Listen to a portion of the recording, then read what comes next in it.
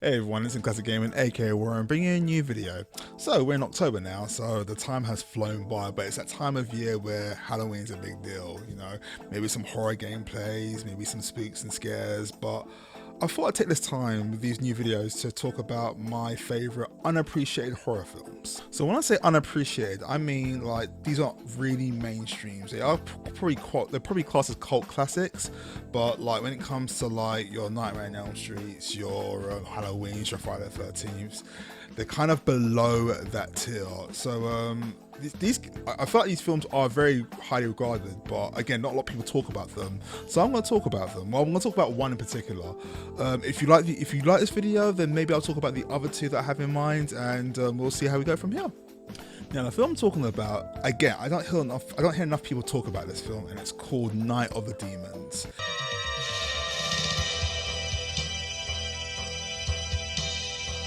1987, if I'm not mistaken. A film about a bunch of expendable teens who summon a demon by accident and all hell breaks loose. Now, I saw this film like late night. I feel like it was on a channel. It was either Channel 4 or BBC 2. I think I saw this film, but I feel like it's Channel 4.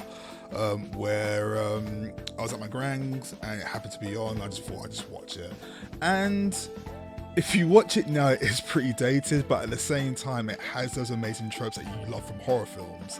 It has of course, your expendable teens, your token black guy, your final girl, your dumb decisions that get you nowhere, but all in all, a fun time.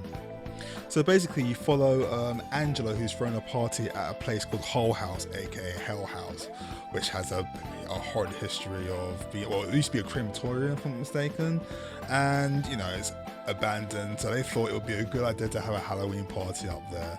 Now, the party was kind of lame at this point, so they decided to try some games or a seance, which is always a good idea. So they open the door to something they don't understand. All hell breaks loose, literally. Demons, possession, all that jazz. A lot of good practical effects. Some decent character work. And something that surprised me the most. I think it's the reason why I love this film a lot more than I realise. So, spoilers alert. So if you don't want me to talk about this film, it's pretty old now, so I'm going to be talking spoilers at this point right now. So, like I said, there is the generic token black guy called Roger. If I'm not mistaken, he wasn't really originally written as a black guy. I think it's just supposed to be another generic white guy.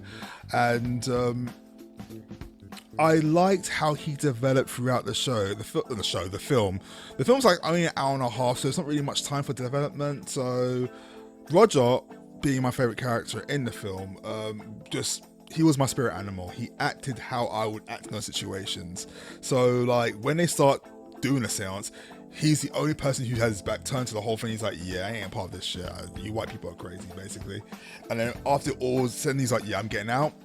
Him and one other girl decided to like just leave, and then during the process, she got kidnapped and eventually dies.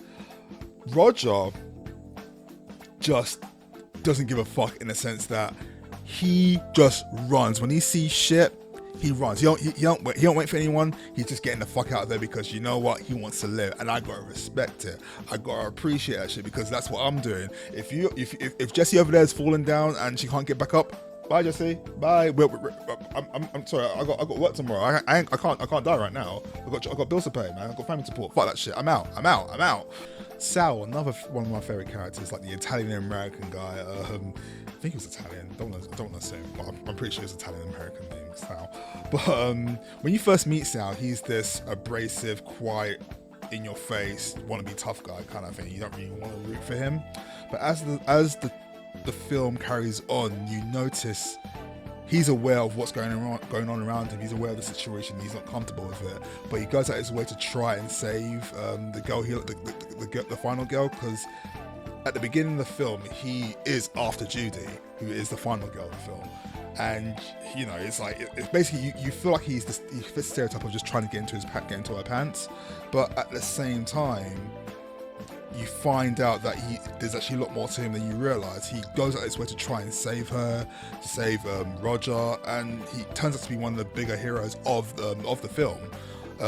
But sadly, it doesn't work out well for him. So he eventually he meets his fate. But you've considering that this film was only like an hour and a half long, you got these really cool bursts of character development in certain characters, and it worked out really well. The film has some amazing special effects, and I mean like practical effects, old school, like prosthetics, fake blood, amazing smoke effects, good fire stunts as well. This was in 1987, and you can tell they were on a budget, but they did a fucking good job with what they had. And again, one of the best things about this film, the black guy survives. Like, this is the first film that I can remember in that era where the token black guy actually gets out alive with the final girl, and he became the big hero of the film. It was really satisfying to see, and just something to really appreciate it.